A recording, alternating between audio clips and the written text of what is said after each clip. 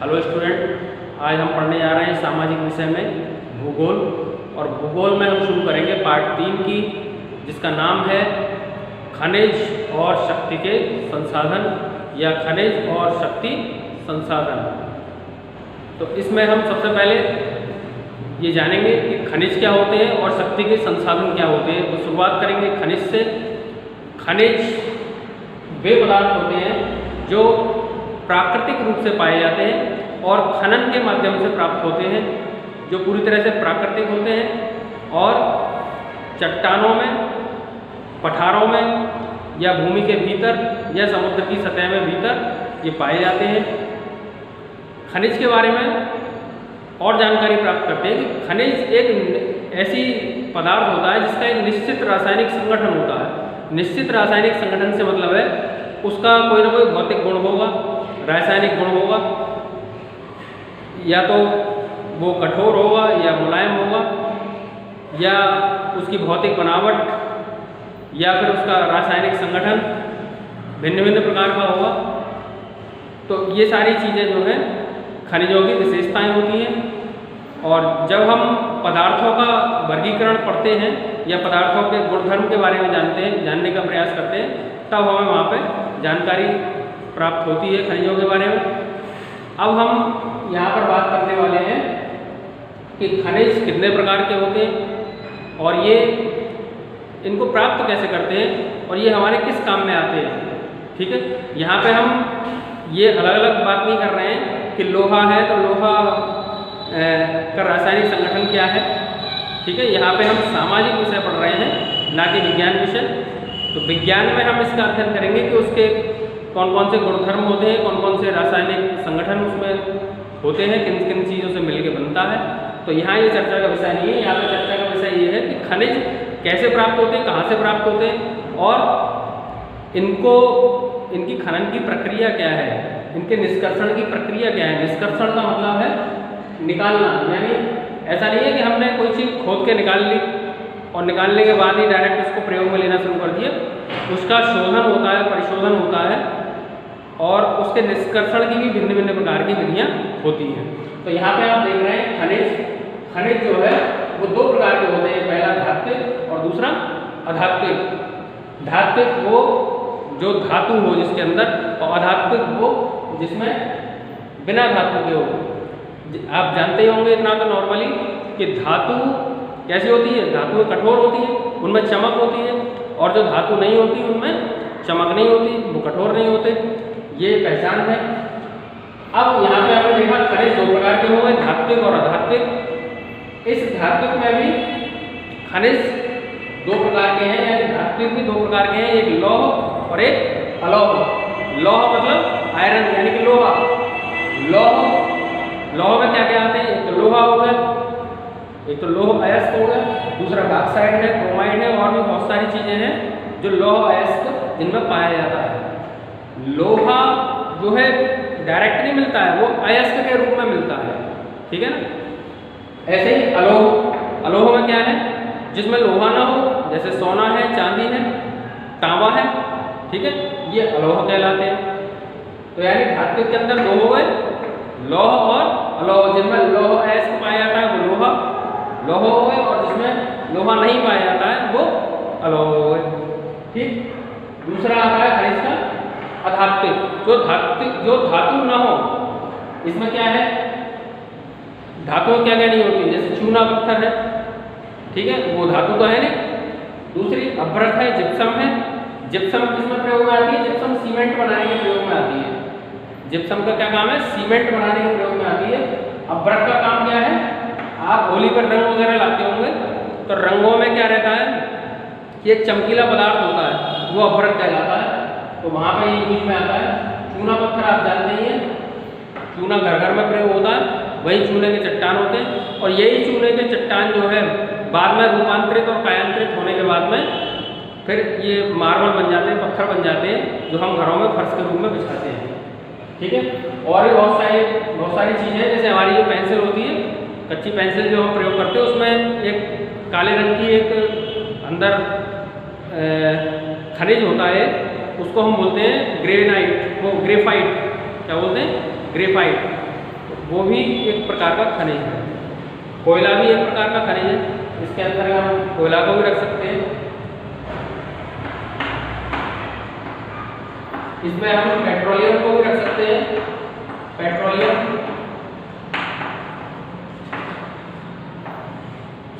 Petroleum से आप समझते होंगे मतलब, यानी डीजल और पेट्रोल क्या कहलाते हैं? पेट्रोलियम कहलाते हैं। डीजल पेट्रोल हमें डायरेक्ट नहीं मिलता है, एक पेट्रोलियम के रूप में मिलता है, जिसका लैब में या प्रयोगशालाओं में या फिर जो बड़े बड़े संयंत्र लगे हुए हैं, रिफाइनरी लगी हुई है, उनमें हम इसका शोधन करने के बाद में इसको शुद्ध रूप में प्राप्त करते हैं। इनकी कई स्टेज होती हैं अलग अलग। जैसे मान लीजिए पहली स्टेज में पेट्रोल बनता है, दूसरी स्टेज में फिर डीजल बनता है, फिर कैरोसिन बनता है, मिट्टी का तेल, ठीक है, और भी बहुत सारी कोल तार वगैरह, तारकोल जो बोलते हैं, ये सब चीज़ें हमें प्राप्त होती हैं। मोम प्राप्त होता है, प्लास्टिक प्राप्त होती है, ग्रीस प्राप्त होता है, ये सब चीज़ें हमें मिलती हैं। तो अब बात हम कर रहे हैं, हमने खनिज समझ लिया। खनिज वे हैं जो जमीन से प्राप्त होते हैं, ठीक है, और खनिज किस तरह से प्राप्त होते हैं? खनन के माध्यम से। खनन के माध्यम से प्राप्त होते हैं। खनन का मतलब क्या है? निष्कर्षण। यानी खनन के बाद में हम फिर निष्कर्षण करते हैं। निष्कर्षण की 3 विधियां हैं। निष्कर्षण का मतलब है निकालना, जमीन से कोई चीज़ निकालना या किसी चीज़ में से कोई चीज़ निकालना, ठीक है, तो वो खनन कहलाता, निष्कर्षण कहलाता है। निष्कर्षण की कई विधियां हैं। पहली तो है खनन हो गई, दूसरी विधि है प्रभेदन और तीसरी आखनन। अब इनको समझ लेते हैं एक एक करके कि खनन क्या है। हमने किसी चीज़ को खोद करके, किसी पदार्थ को खोद के अगर हमने आसानी से निकाल लिया, ठीक है, खोद के हमने निकाल लिया तो वो खनन कहलाता है। खनन यानी खोदना, खुदाई करना। प्रवेदन कहलाता है कि जब हम कुआं खोदते हैं, अब भाई पेट्रोल डीजल कैसे निकालते हैं हम? उसके लिए बड़े बड़े कुएं खोदे जाते हैं, 200-200, 250-250 फीट नीचे कुएं खोदे जाते हैं, 500-500 फीट नीचे कुएं खोदे जाते हैं। उनको खोदने के बाद में हम डीजल और पेट्रोल यानी पेट्रोलियम निकालते हैं। आखनन वो होता है जो पृथ्वी की सतह से, जैसे पृथ्वी की ये सतह है तो इसके निकट से, यानी कोई चट्टान हो, कोई पठार हो, ठीक है, या कोई और समतल भूमि हो, वहाँ से अगर हम कोई चीज़ निकालेंगे तो वो कहलाएगा आखनन। और इस सतह के नीचे से जब हम निकालेंगे तो वो क्या कहलाएगा? खनन कहलाएगा। यानी पृथ्वी की सतह के नीचे से अगर हम खोद के निकालते हैं तो खनन है, और अगर सतह के निकट से, सतह के पास से अगर हम कहीं से निकालते हैं तो वो क्या कहलाता है? आखनन कहलाता है। और ज़मीन के अंदर अगर हम कुआं बना करके कोई चीज़ निकालते हैं, चाहे वो 200 फीट हो, चाहे 500 फीट हो, चाहे 1000 फीट हो, वहाँ से अगर हम कोई चीज़ निकालते हैं तो वो क्या कहलाता है? प्रवेधन। ये 3 विधियाँ आपको समझ में आ गई। अब ये खनन होता कहाँ पे? ये खनन होता है शैलों में, शैल या चट्टानों में या पठारों में। देखिए, या तो पृथ्वी के जमीन के नीचे बड़े बड़े शैल्स होते हैं, या तो उन शैलों में से होगा, या फिर कोई पहाड़ होंगे, पर्वत होंगे, उनमें से खनन होगा, या फिर जमीन के अंदर से होगा, या समुद्र में से होगा, या कोई पठार होगा, वहाँ से खनन होगा। इन सब जगह से खनन करके हम खनिजों को निकालते हैं। अब थोड़ा सेल के बारे में समझ लेते हैं। ये आपने कक्षा 6 में भी पढ़ा होगा विज्ञान में। सेल 3 प्रकार के होते हैं, एक तो आग्नेय सेल, दूसरा रूपांतरित सेल और तीसरा अवसादी सेल। थोड़ा सा इनके बारे में जानकारी प्राप्त कर लेते हैं। आग्नेय सेल वो होते हैं जैसे ज्वालामुखी होते हैं, तो ज्वालामुखी जब फटता है उसमें से लावा निकलता है, तो जब लावा निकला ज्वालामुखी में से, लावा निकलने के बाद वो फैल गया पूरा। जैसे मान लीजिए ये ज्वालामुखी है, ठीक है, अब इसमें से ये बीच में से लावा निकला, लावा निकलने के बाद में ये फैल जाएगा और पानी की तरफ बहता हुआ चला जाएगा। पानी की तरफ बहने के बाद में जब ये जम जाएगा, जो जमाव होगा, जो निक्षेप होगा, ठीक है, उस निक्षेप को क्या बोलेंगे हम? आग्नेय सेल। क्या बोलेंगे? आग्नेय सेल। उसके बाद में फिर क्या होगा कि वो हजारों वर्षों तक पड़े रहेंगे, हजारों वर्ष तक पड़े रहेंगे। हजारों वर्ष बाद क्या हो जाएगा? उनका रूपांतरण हो जाएगा। रूपांतरण होने के बाद में क्या बन जाएंगे? वो रूपांतरित सेल बन जाएंगे। फिर उसके बाद में जो अवसादी सेल है वो कैसे तैयार होते हैं? अवसादी सेल वो होते हैं जैसे भूमि के अंदर कोई पदार्थ जो है वो दबा हुआ पड़ा रह गया, जैसे मान लीजिए चूना पत्थर है, चूना पत्थर ज़मीन के अंदर हजारों वर्ष से दबा हुआ है, तो वो दबे दबे दबे दबे दबाव से और ताप से क्या बन जाएगा, संगमरमर बन जाएगा। क्या बन जाएगा, संगमरमर बन जाएगा। तो संगमरमर किसका उदाहरण है, अवसादी सेल का उदाहरण है। तो ये मैंने इसका हल्की सी आपको जानकारी दे दी। अब इसके बाद में हम ये जानकारी करेंगे कि खनिज जो है वो कहाँ कहाँ पाए जाते हैं। तो सबसे पहले हम सारे महाद्वीपों को देखेंगे, ठीक है। सारे महाद्वीपों में हम ये पढ़ेंगे पुस्तक में कि किस महाद्वीप में, हमारे महाद्वीप कितने, 7 महाद्वीप हैं, एशिया, यूरोप, क्या नाम है, अफ्रीका और उत्तरी अमेरिका, दक्षिणी अमेरिका और ऑस्ट्रेलिया और 7वां अंटार्कटिका। ये 7 हमारे महाद्वीप हैं। किस महाद्वीप में कौन सा खनिज पाया जाता है, इसको आप बुक से पढ़ सकते हैं। और अगर आप कहेंगे तो फिर अलग से एक वीडियो और तैयार कर दिया जाएगा कि किस महाद्वीप में और किस देश में कौन कौन से खनिज तत्व पाए जाते हैं। डीजल कहाँ से, अब ये आप भारत में भी देख सकते हैं। जब महाद्वीप आप देख लेंगे फिर आप उसके बाद अपने देश में देखेंगे कि भारत में कहाँ पे कोयला मिलता है, कहाँ पे चांदी मिलती है, कहाँ पे सोना मिलता है, कहाँ पे तांबा मिलता है, कहाँ पेट्रोलियम मिलता है। ये सब खोजने के विषय हैं, आप इनको खुद खोज सकते हैं, ढूंढ सकते हैं। इसके बाद में एक खनिजों के बारे में एक जानकारी और दे दें कि खनिज जितने भी हैं ये सारे अनवीकरणीय संसाधन हैं। जैसे अनवीकरणीय, अनवीकरणीय का मतलब होता है जो रिन्यूएबल ना हो। जैसे आपको सूर्य की किरणें मिलती है तो वो तो रोज मिलती हैं, आज भी मिल रही है, कल भी मिलेंगी, परसों भी मिलती रहेंगी। लेकिन ये खनिज जो है ये बनते कैसे हैं, ये हजारों वर्षों में तैयार होते हैं, लाखों वर्षों में तैयार होते हैं। जैसे कोयला है तो कोयला ऐसा नहीं है कि आपने आज मिट्टी डाली कल कोयला तैयार हो गया। हजारों लाखों वर्षों की प्रक्रिया के पश्चात प्राकृतिक रूप से बिना किसी मानवीय हस्तक्षेप के ये तैयार होते हैं। यानी खनिज को बनाने के लिए किसी मानवीय हस्तक्षेप की आवश्यकता नहीं है, ना ही इनको कोई इसमें हमें मटेरियल अलग से डालना पड़ता है। ये तो प्राकृतिक रूप से अपने आप ही तैयार होते हैं। अब ये हजारों वर्षों में तैयार होते हैं और प्रयोग हम रोजाना कर रहे हैं, ठीक है ना।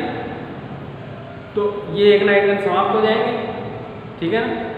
अब थोड़ी संरक्षण की बात कर लेते हैं। इनको संरक्षण कैसे करना है इनका, आपने सुना होगा कि पेट्रोल और डीजल का प्रयोग कम करिए, ये समाप्त होते जा रहे हैं, खत्म होते चले जा रहे हैं। तो ये बात सही है, अगर इनका हमने सावधानीपूर्वक इस्तेमाल नहीं किया तो ये एक दिन क्या हो जाएंगे, एक दिन समाप्त हो जाएंगे। तो इसको इसका संरक्षण करने के लिए क्या करना है, हमें 3 बातें हैं। पहली एक तो है रिसाइकल, कोई भी चीज़ है उसका रिसाइकल करना है। दूसरा री यूज़ करना है। तीसरा रिड्यूस, यानी पहला पुनः चक्रण, रिसाइकल का मतलब होता है पुनः चक्रण। यानी हमने ऐसी चीज़ बनाई कि उसको आसानी से डिज़ोल्व किया जा सके। ऐसा नहीं है कि हमने कोई ऐसी चीज़ बना ली, प्लास्टिक की चीज़ बना ली, अब वो डिज़ोल्व ही नहीं हो पा रही है, ठीक है ना। तो हम इस तरह की चीज़ बनाएंगे जो आसानी से ज़मीन में मिल सके, वो हमें हानि ना पहुंचाए। तो रिसाइकल होने वाली चीज़ होनी चाहिए। हम जो भी चीज़ प्रयोग कर रहे हैं वो रिसाइकल होने वाली होनी चाहिए, जिनका रिसाइकल आसानी से हो सके। दूसरा, हमें प्रयोग कम करना है, रिड्यूस करना है। रिसाइकल रिड्यूस, यानी जैसे पॉलीथीन है तो उसका कम से कम प्रयोग करिए। तीसरा क्या है, रीयूज़। एक बार पॉलीथीन आपने इस्तेमाल करी, फेंक दी, फेंकना नहीं है, उसका दोबारा से यूज भी कर लेना है। तो खनिज, ये प्लास्टिक भी एक प्रकार का खनिज है। तो इसी तरीके से हमें ये जितने भी हमारे खनिज संसाधन हैं इनका हमें प्रयोग इसी तरीके से करना है, रिसाइकल, रिड्यूस और रीयूज के माध्यम से करना है, अन्यथा ये सारे एकदम समाप्त हो जाएंगे, ठीक है। अब थोड़ी सी बात करते हैं इनके प्रयोग की। इनका प्रयोग आप जानते ही हैं खनिजों का, भाई सोना, चांदी, तांबा, इनका प्रयोग किस में करते हैं, हम गहने बनाते हैं, आभूषण बनाते हैं। दूसरा हीरा है, पन्ना है, नीलम है, इनका हम किस में रत्न वगैरह बनाते हैं, ये कठोर होते हैं बहुत ज़्यादा, ठीक। लोहे का हम किस में प्रयोग करते हैं, बर्तन वगैरह बनाते हैं। एल्युमिनियम का प्रयोग किस में करते हैं, बर्तन बनाते हैं, हवाई जहाज बनाते हैं, ठीक है ना। रेल के डिब्बे बनाते हैं, ये सब नॉर्मल है, आप जानते हैं ये सारा। जिप्सम मैंने आपको बता दिया, सीमेंट बनाने के काम में आता है, अब्रक वगैरह इन सब के बारे में मैंने आपको बता ही दिया, ठीक है। तो ये आज आपने जाना खनिज के बारे में। इसके बाद फिर ये टॉपिक बहुत बड़ा है, ये वाला जो लेसन है बहुत बड़ा है। इसके बाद शक्ति के संसाधन के बारे में हम जानेंगे, शक्ति के संसाधन क्या क्या होते हैं। आज इस वीडियो में इतना ही, बाकी नेक्स्ट वीडियो में पढ़ेंगे। चैप्टर लंबा है तो हो सकता है अभी 2 वीडियो और बनाने पड़ जाएं, ठीक है, तभी ये चैप्टर कंप्लीट हो पाएगा। उम्मीद है इतना आपकी समझ में आ गया होगा। धन्यवाद।